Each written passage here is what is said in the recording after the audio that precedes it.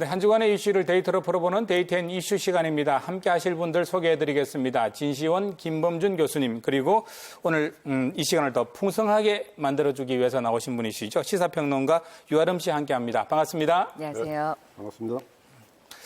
먼저 첫 번째 이슈부터 들어보겠습니다. 유아름 시사평론가께서 소개해 주시겠어요? 네, 드디어 문재인 대통령과 여야 5당 대표가 만났습니다. 네. 한일 경제 전쟁이라는 이 어려운 문제를 해결하기 위해서 머리를 맞대기 위해 만난 건데요.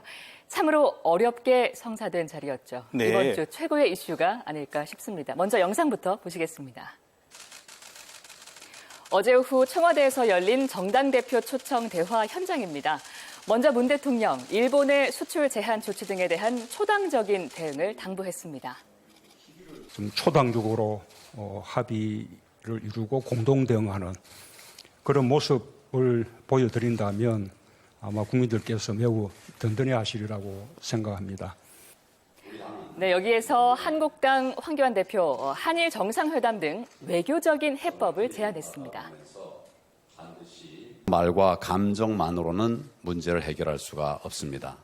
양국 정상 간에 해결하셔야 된다. 네, 어제 회동에서는 현안에 대한 논의도 일부 나왔는데요. 민주당 이해찬 대표가 추경 통과의 필요성을 강조했습니다. 추경안을 빨리 통과시키는 것이 매우 중요합니다. 지금 추경안에는 통과되지 않으면 여러 가지 어려운 점들이 많이 있습니다. 회담 직후 나온 공동 발표문엔 일본 수출 규제는 자유무역 질서에 위배되는 명백한 경제 보복으로 즉시 철회돼야 하며 추가 조치는 한일 관계와 동북아 안보 협력을 저해한다는 경고가 담겼습니다. 또 아울러 범국가적 비상협력기구를 설치해서 운영하기로 합의했습니다. 네, 오랜만에 정치권에 구심력이 작용을 했습니다. 대통령과 여야 5당 대표 간의 회동이 1년 4개월 만이었고요. 네. 또 민주당 이해찬 대표 그리고 한국당의 황교안 대표가 취임 이후로는 처음 이렇게 마주 앉은 겁니다. 네. 많이 어색했을 텐데 장장 3시간 동안 다소간의 이견을 좀 조율해가면서 허심탄회하게 이야기를 나눴다고 당초 합니다. 예정된 시간보다 1시간이나 더 길어졌다면서요? 네, 맞습니다. 총 3시간 동안 이어졌는데 네네. 아쉬운 점도 있었습니다. 비상협력기구를 만들기로 하자는 데는 합의를 했는데 네. 뭐 기구 성격이라든지 운영 방식이라든지 이런 어떤 구체적인 방안에 대해서는 네. 진전이 안 돼서 이 부분은 앞으로 어떻게 진행이 될지 좀 더 지켜봐야 될 것 같습니다. 대통령하고 여야 대표들이 만나기가 견우정녀 만나는 것보다 더 힘든 상황이 오랫동안 지속됐습니다. 회의적인 여론도 사실 조금 있긴 있었고요. 예, 합의문은 아니죠. 공동 발표문이 만들어졌는데 교수님 먼저 어떻게 평가하십니까? 예, 모처럼 정치다운 정치를 본 것 같다. 네. 그동안 작년 6.13 지방선거에서 한국당이 완전히 거의 뭐 전의를 상실할 만큼 패배하지 않았습니까? 그 그렇습니다. 이후에 한국당이 국회에서 한 일은 반대를 위한 반대, 여당과 청와대 발목 잡기만으로 일관해 왔는데, 그래서 국민들이 정치에 대해서 상당히 그 불만과 신무를 느끼고 있는 그런 지경까지 왔었죠. 그런데 이번에는 대통령과 5당 대표가 일본의 이 경제 제재, 경제 전쟁을 먼저 건 거 아닙니까? 그래서 여기에 대해서 초당적으로 대응하겠다. 이 부분에 대해서 국민들이 좀 안도를 하시는 것 같고, 근데 국민들이 안도를 하면서도 뭐 우리 유 평론가께서 얘기하셨지만 앞으로 구체적으로 실무 라인에서 어떻게 이 일을 해나갈 것인지, 상설 기구를 만든다면 어떻게 해나갈 것인지 이런 것들이 이제 국민들이 예의주시하고 계시는 부분이고, 어쨌든 이번에 상당히 정치다운 정치를 모처럼 보여주셨다. 그래서 이런 것들을 계기로 한국당도 이제 그만 발목 잡고 합의할 거 협의할 거는 협의하고 협력할 거는 협력하고 반대할 거는 반대하면서 또 대안을 제시하는 이런 정책 대안 정당으로 좀 나가면은 지지율도 올라가고 국민들도 좋아지고 정치도 좋아지지 않을까. 한국당을 위한 고언까지 해주셨습니다. 대통령께서 한 10번쯤 언급했다고 그러더라고요. 추경에 대해서. 추경 좀 합의해달라 이야기를 하신 것 같은데 한국당 이를 받아들이지 않으셨어요. 황교안 대표. 뭐 이유가 있겠죠.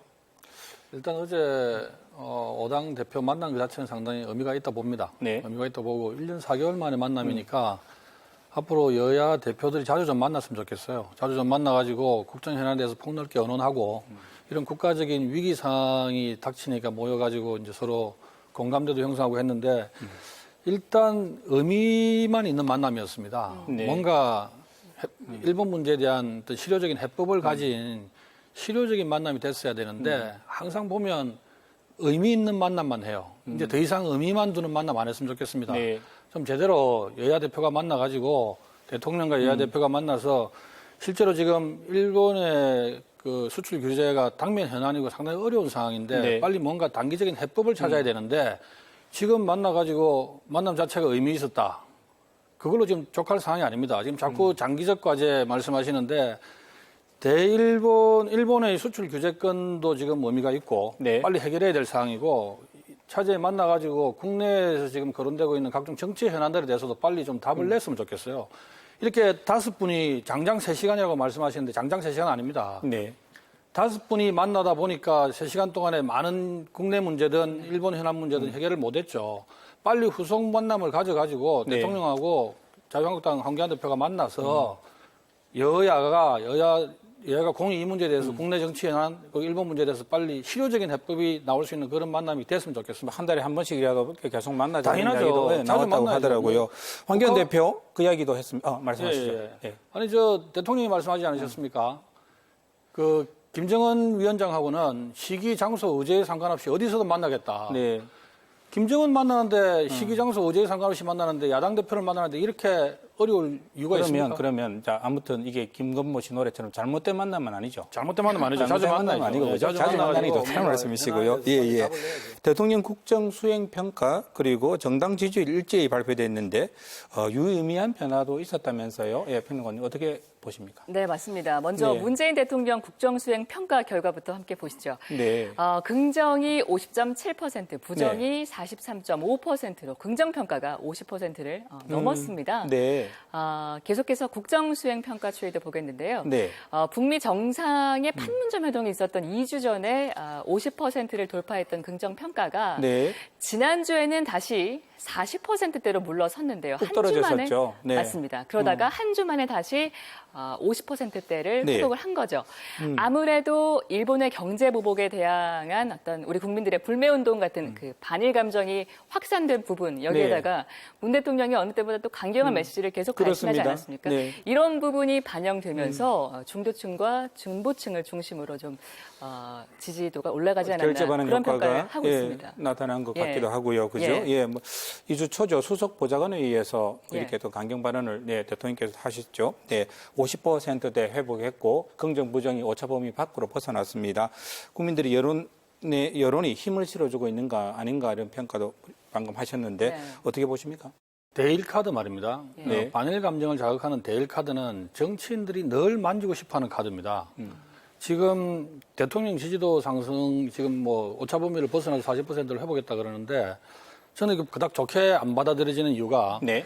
예전에 이명박 대통령이 임기 말에 레임덕 상황임에도 불구하고 독도 방문했습니다. 그렇죠. 독도 방문을 해가지고 반일 감정을 자극하는 거죠. 정치인들이 가장 휘두르기 쉬운 유혹을 느끼는 게 반일 감정입니다. 반일 감정을 건드리면 가장 짧은 순간에 효율적으로 국민들의 어떤 지지도를 끌어올릴 수 있고 국내 내부 문제를 희석시킬 수 있어요. 레임덕 상황에 임기 말임에도 불구하고 그 당시에 이명박 대통령이 독도에 가가지고 독도는 우리 땅임을 대내에 알리고 우리 네. 주권이 미치는 영토임을 밝힌다고 했어요. 그 바람에 이명박 대통령 지지도가 급반등했습니다. 지금 현재 그 결과가 어떻게 나왔습니까? 오히려 독도 문제가 더 꼬였어요. 네. 저는 지금 이게 대통령이 처음에 로키로 일본 문제에 대해 접근을 했습니다. 아예 반응도 안 하고 보좌관 회의에서 언급조차 안 했었어요. 일종의 전략적 방식. 그랬다가 네. 내부 참모의 의견을 받아들여가지고 갑자기 강경톤으로 나왔습니다. 강경톤으로 나오고 무슨 좌시하지 않겠다 이렇게 막 강하게 나오니까 국민들이 좋아하죠. 왜? 대일본에 대해 가지고는 반일 감정을 건드리면 항상 효과를 봤어요. 지금 이거 대통령 지지도 올라간 거 솔직히 별로 좋게 생각 안 듭니다. 문제가 있다고 보시고요. 네. 국민 여론이 지금 일본에 대해서 강경한 일관적인 태도를 보이라는 것이고요. 네. 정치는 국민 여론을 따라가는 것이 분명히 그런 부분이 있는 것이고 일반적인 국민 여론과 전문가 그다음에 정치인들의 입장은 약간 달라야 되는 부분은 충분히 있죠. 네. 특히 격앙된 분위기를 그대로 정치가 반영하는 건 문제가 있겠지만 그럼에도 불구하고 이 점을 저희가 좀 봐야 되는데 지난주에 그 전에 그 남북미 판문점 삼국 정상회담이 있지 않았습니까? 그렇습니다. 남북미. 네. 그때 50%를 넘어섰단 말이죠. 네네. 그래서 지난주에 또 40%대로 뚝 떨어졌죠. 네. 그랬을 때 리얼미터에서 무슨 얘기를 했냐면 일본의 무역 규제로 인한 이 경제 위기 어려움 네. 이 부분에 대한 기대 때문에 지지율이 떨어지고 있다 이런 분석을 내놨거든요. 그런데 지난주에 제가 말씀드렸지만 일본 문제는 양날의 칼이다. 네. 근데 이번 주에는 또 50% 다시 상승을 했거든요. 이상으로. 사실 지난주고 이번 주가 다 일본 문제가 연관돼 있습니다. 그래서 네. 이번에는 이제 또 리얼미터 분석은 대응을 잘했다 적극적으로. 그래서 이제 이 지지율이 상승이 됐다라는 것인데 이게 이제 일본 문제가 양날의 칼이라는 것이고 그래서 앞으로도 이 대응을 잘해 나가면서 지금처럼 차분하게 외교적 루트로도 이 대응을 하고 일본이나 미국 WTO 상황에서 외교적 대응도 해 나가면서 일본이 또 오늘 또 뭐 이 중재위원회 우리가 거부하면서 좀 더 강경을 지금 예고하고 있지 않습니까? 그래서 더 강경하게 무역 규제로 나선다면은 품목을 더 늘린다면 우리도 이제 대응을 할 수밖에 없다라는 네. 얘기도 해왔고 그래서 대응은 잘하고 있는 것 같고 근데 문제는 진짜 장기전으로 가면 우리 김 교수님 말씀하셨지만 이 상호 의존성이라는 거는 경제에 있어 상호 취약성도 의미하는 것이거든요. 네. 근데 우리 취약성이 더 크기 때문에 장기적으로 가는 것은 무슨 일이 있어도 좀 막아야 된다. 그래서 중요한 것은 서로 간의 국가의 체면을 살리면서 서로 간에 타협할 수 있는 타협점을 지금 찾는 것.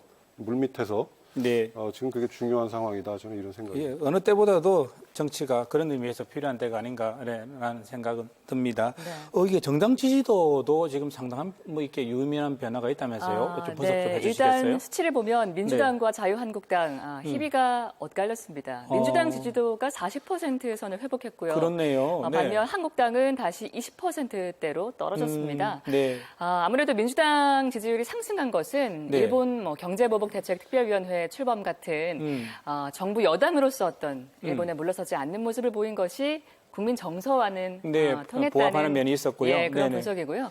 그와 반해서 한국당은 정미경 최고위원 막말 논란을 일으켰었죠. 세월호 한 척으로 이긴 네. 문 대통령이 뭐 이순신 장군보다 낫다는 댓글을 인용해서 이제 그렇습니다. 발언을 했던 것이 네. 이제 큰 논란이 있었는데 결국에는 영향을 상당히 미친 걸로 이제 분석을 하고 네. 있습니다.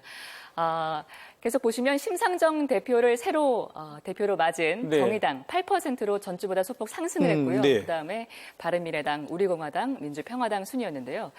우리공화당의 지지도가 2.5%를 기록하면서 평화당을 앞섰다는 점이 사실 이번에 이거 여러 사람이 깜짝 놀랐어요. 예, 깜짝 놀랄 만한 포인트로 보입니다. 네. 예. 이게 뭐 정의당은 새 지도부가 꾸려졌으니까 예. 또 그런 면이 있겠고요. 평화당은 지금 상당한 심각한 내분 상태고 그렇죠. 뭐 이해가 가는 부분이 있습니다만은 우리 공화당이 이거 자리 잡는 거 아닌가? 예. 이런 생각도 드는데 이번 여론조사 어느 점을 눈여겨 보셨습니까? 저는 뭐 아무리 그 우리 공화당이나 정의당이 네. 지지율이 상승을 하더라도 민주당과 한국당의 양당 체제는 유지된다. 네.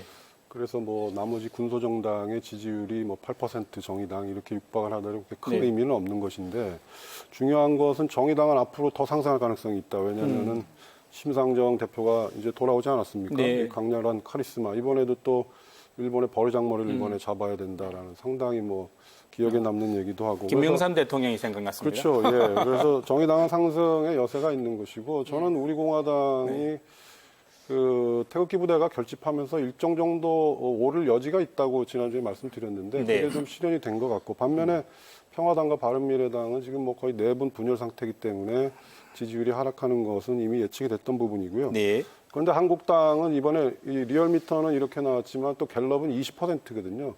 그러니까 지금 리얼미터는 29%, 그다음에 네. 갤럽은 20%이기 때문에 역시 25% 정도를 계속 유지하고 있는 것 같다. 네. 왜 이렇게 한국당이 치고 나가지 못하는가? 이번에도 일본 문제가 이렇게 발생을 했는데 국회 외통위에서 수출 규제 철회 촉구 결의안을 만들자고 했는데 한국당 안 했단 말이죠. 네.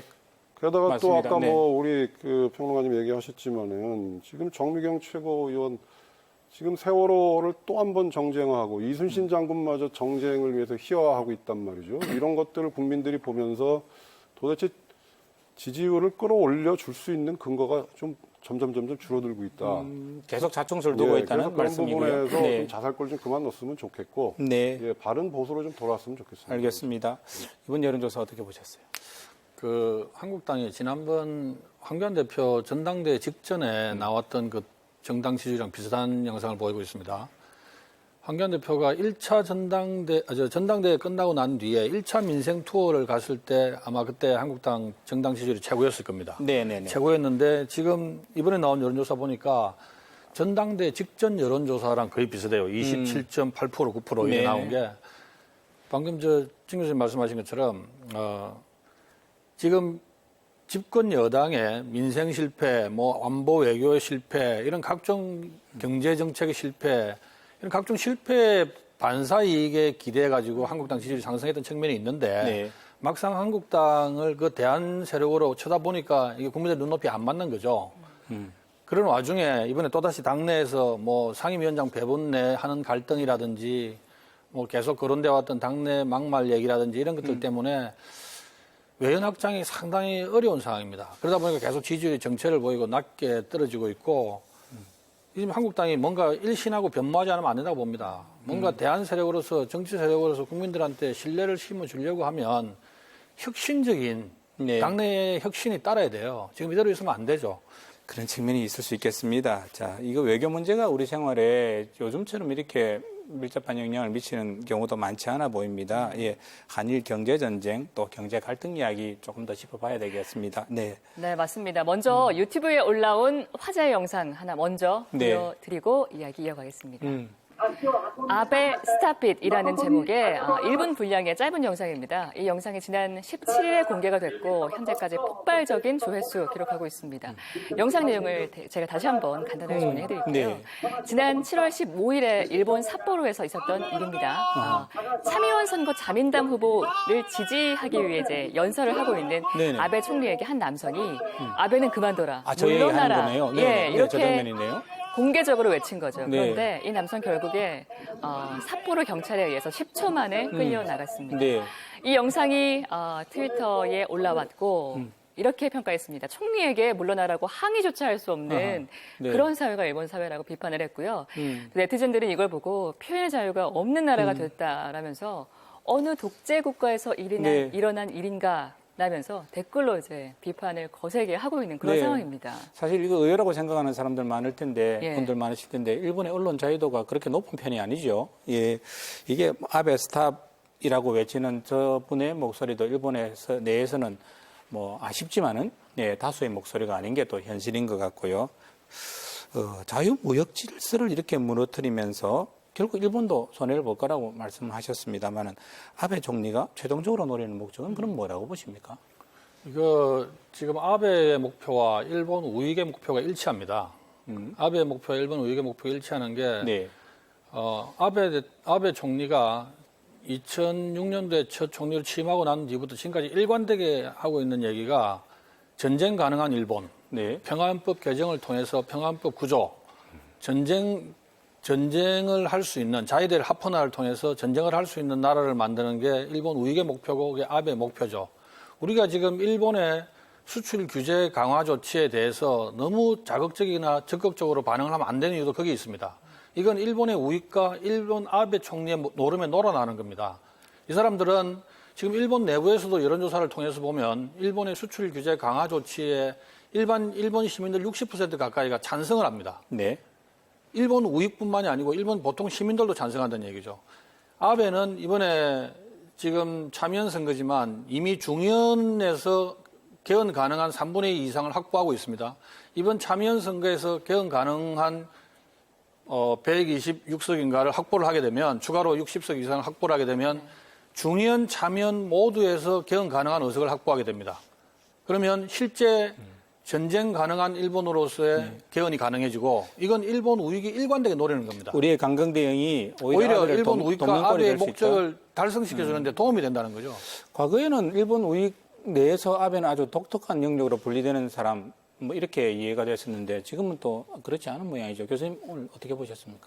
예, 저희 시각에서는 우리 시각에서 보면 분명히 그 아베는 극우 민족주의 성향의 혐한주의 시각이 있는 네. 것이죠. 그런데 일본인들이 보기에는 아베가 지금 뭐 우리 김 교수님 얘기하신 것처럼 헌법 구조, 군대를 가질 수 없다라는 이걸 이제 헌법 개정을 통해서 보통 국가, 군대를 가지지 못한 나라 보통 국가는 아니잖아요. 그래서 보통 국가를 만들려는 이런 노력을 하고 있는데 이게 저는 이 아베 목적도 중요하지만 네. 우리 김 교수님 얘기하신 전쟁을 할 수 있는 나라, 군대를 보유한 나라 이것도 이제 중요한 목적 중에 하나지만 저는 이 아베의 신념, 네. 이 왜곡된 이런 생각 이런 네. 것들이 좀 바뀌지 않으면 근본적으로 이 한일 관계가 개선되기는 좀 어려울 것 같다.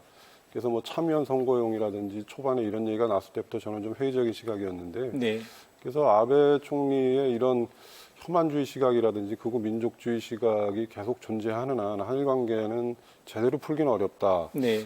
제가 좀 그 부분이 생각이 들고 목적을 따진다면 이 헌법 개정은 당연히 있는 것이죠. 그다음에 또 여러 가지가 있을 텐데 뭐 중국에게 경제적으로 뭐 이미 추월당한 지 오래됐고 그래서 이제 우리나라랑도 또 조만간 추월이 또 예상이 되고 국방 예산은 몇 년 있으면 우리가 일본 국방 예산을 또 추월을 하거든요. 네. 이런 것들에 대한 상당히 두려움 그런 차원에서 너무 빨리 잘 자라는 새싹을 좀 미연에 밟는 그래서 우리의 주력 사업인 제조업에서도 반도체를 타겟으로 두는 네. 것 같고 또 하나는 지금 G20을 했음에도 불구하고 이 판문점 3국 회동을 통해서 일본이 완전히 잊혀져 버렸거든요. 그래서 네. 동북아 국제관계에서 일본은 지금 존재감을 상실한 지 오래됐고 그다음에 일본 패싱이 지금 완전히 구조화됐단 말이죠.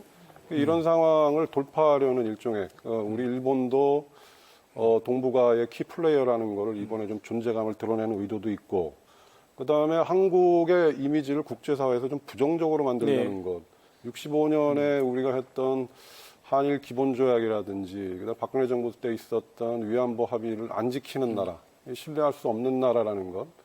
이거는 뭐 국제 인권 문제 시각에서 볼 때는 용납될 수 없는 것이지만 네. 그래도 국제사회는 조약과 합의를 지켜야 된다라는 또 그런 측면의 여론이 있는 것도 사실이거든요. 어느새 예. 정리를 하자면 어느새 자기들 어깨까지 자라버린 한국을 그렇죠. 견제하려는 예, 여러 가지 상당히 이유. 다각도의 포석이다. 네. 자, 이 대목에서 지금 뭐 국내에서 들불처럼 일어나고 있죠. 예, 일본 제품 불매 운동. 네. 지금 그 여론조사도 있었죠. 맞습니다. 들불이라는 표현 딱 맞는 표현인 것 같은데요. 우리 국민 절반 이상이 네. 일본 제품 불매 운동에 참여하고 있는 걸로 나타났습니다. 쑥 늘어났어요. 일주일 만에. 맞습니다. 6%로 지난주에 48%와 비교해서 상당히 증가를 한 거죠. 네. 반면에 불매 운동에 참여하지 않고 있다는 응답은 39.4%로 지난주보다 6.2%포인트 감소했습니다. 네. 앞으로의 의지도 중요할 것 같은데요. 네네. 앞으로 불매 운동에 참여하겠다는 국민은 10명 가운데 7명으로 나왔고요. 66%였습니다. 이것은 일주 전과 비슷했고요. 앞으로도 불참하겠다는 여론은 28%로 나왔습니다. 이게 지역별, 연령별 혹은 정치 성향별 분포는 어떻게 네, 나왔습니까? 분명히 그런 특징이 있는데요. 네. 불매운동 참여자 가운데 다수는 진보층 그리고 중도층이었고요. 지역별로는 경기, 이천 그리고 호남 그리고 우리 부산, 울산, 경남이 많았고요. 그렇네요. 네. 여성과 50대 이하 전 연령층에서 주로 네. 불매운동에 참여하고 있는 걸로 나왔습니다. 네네. 반대로 불매운동에 불참하는 사람들의 다수는 보수층으로 나왔고요. 지역별로 보면 충청이나 뭐 대구, 경북 대구 경북이 많군요. 그렇습니다. 네. 그리고 연령과 성별로 보면 60대 이상 그리고 남성이 다수를 차지했습니다. 예, 이게 어떻게 보면 불매운동이 우리 국내 여론의 바로미터인데요. 네. 거기에 대한 또 우려를 또 표시하고 계시고요. 김 교수님께서는요. 오늘 21일이 일본 참여연 선거입니다. 이게 이날을 어떤 분기점으로 볼 수도 있지 않느냐. 네, 그런 의견들도 있는데 어떨 것 같습니까? 한일 경제전쟁 전망에 대해서 좀 짧게 이야기를 해주시고 넘어갔으면 합니다. 서로 간의 시각이 다르단 말이죠. 우리나라는 일본의 역사의식에 문제가 있다고 보고 일본이 과거사를 제대로 반성 안 했다고 보고 이번에 또 인권 문제, 위안부나 강제징용자 문제에 있어서 국제적으로 규범이 확산되고 있는 인권 문제에 대해서 전혀 이해를 하려고 하지 않는다고 생각을 하지만 일본은 아까 말씀드린 한일 기본조약이나 위안부 협약을 안 지키는 나라라는 이런 기본적인 시각을 갖고 있기 때문에 네. 서로 바라보는 시각도 다른 것이고 사법부가 또 서로 다른 판결을 내놨단 말이죠. 강제징용 배상 문제에 그렇습니다. 있어서. 네. 그래서 제가 보기에는 좀 오래 갈 것 같다. 그런데 중요한 것은 양국 사법부의 의견을 존중하면서 네. 양국의 체면을 서로 간에 차릴 수 있는 그런 중재 절충점을 찾아가는 게 네. 그게 묘수일 것 같다. 정상회담 얘기가 나오고 있지만 정상회담을 하기 위해서는 내용이 있어야 되는 것이고 또 특사도 왔다 갔다 해야 되는 것이기 때문에 그때까지도 좀 시간이 좀 걸릴 것 같다. 그렇습니다. 네. 전망이죠. 전망. 한일 경제전쟁에 대한 전망. 지금 일본의 수출 규제가 시작된 지 2주 지났습니다. 2주 지난 동안에 정부는 8개월 전부터 알고 있었지만 마땅한 대응책을 준비를 못했고 지금 단지 일본에서 반도체 디스플레이 같은 단지 3개 품목에 대해서 한국에 대해 수출 규제를 했는데 지금 온 나라가 난립니다. 지금 8월 1일쯤 해가지고 일본이 화이트리스트에서 한국을 배제를 하게 되면 네. 제2차 일본의 수출 규제나 보복으로 인해서 앞으로 우리나라가 닥칠 일이 어떤 상황이 생길지 모릅니다. 지금 한일의 경제전쟁의 전망은 정치인들은 이미 자기들이 누릴 수 있는 모든 혜택을 다 누리고 있습니다. 한국의 정치인, 일본의 정치인. 일본은 아까 말씀드렸지만 아베 일본 우익은 이번 대한 규제 조치로 인해 가지고 충분히 누리고 있고 결과를 그렇습니다. 네. 우리 정부도 마찬가지인 것 같아요. 근데 그 와중에 중요한 건 경제인들이나 일본과 무역을 하는 사람들이나 시간이 지나면 지날수록 우리가 느끼는 피해가 훨씬 커질 거란 얘기예요. 저는 이게 지금 자꾸 반일 감정이나 뭐 이런 식으로 민족주의적인 감정 이렇게 접근해서 되지 않고 2010년도에 중국하고 일본이 벌였던 어떤 그 부분에 대한 그 반면교사를 삼아야 된다 봅니다. 네. 그 당시에 중국 선장을 일본인들이 잡아갔습니다. 그렇습니다. 그러다 네. 중국에서 히토리로 일본을 경제보복을 했어요. 네. 불과 10일도 채 지나지 않아서 일본이 손을 들었습니다. 당시 아베 내각이. 일본 내에서 비난이 급등했습니다. 나라 망신시킨다는 등 중국하고 일본 관계는 우리보다 아주 심하죠. 중국이 어떻게 그렇게 굴복할 수 있냐는 그렇지만 그때 선장 풀어줬죠. 선정 바로 네네. 풀어졌습니다. 네. 그 당시에 아베 내각의 지지도가 10% 넘게 빠졌습니다. 그럼에도 불구하고 아베 내각이 취한 행동은 당시 히토리에 전량 의존하고 있었던 일본 기업들한테 시간을 벌어줬습니다. 지금은 상황이 완전히 바뀌었습니다. 일본 기업들은 더 이상 중국의 히토리에 의존 안 합니다.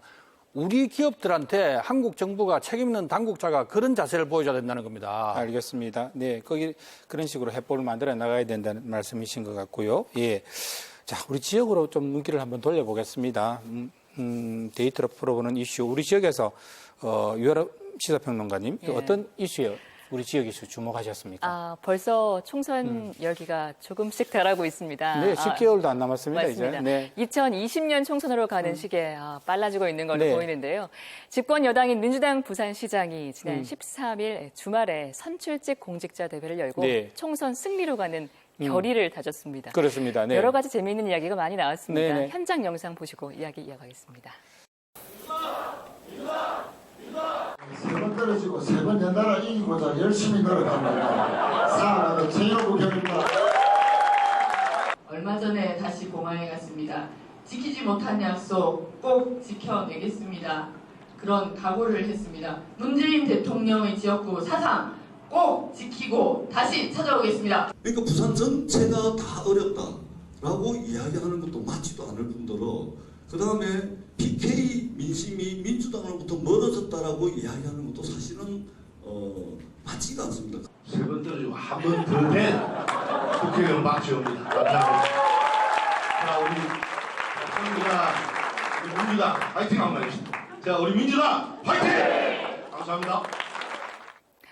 네, 이번에 열렸던 더불어민주당의 부산시당 선출직 공직자 대회. 네. 지난 1년간의 성과를 돌아보고 평가하는 그런 자리였죠. 자리였군요. 네. 오거돈 시장을 비롯해서 전재수 시당위원장 등 부산 지역 국회의원 전원이 참석을 했고요.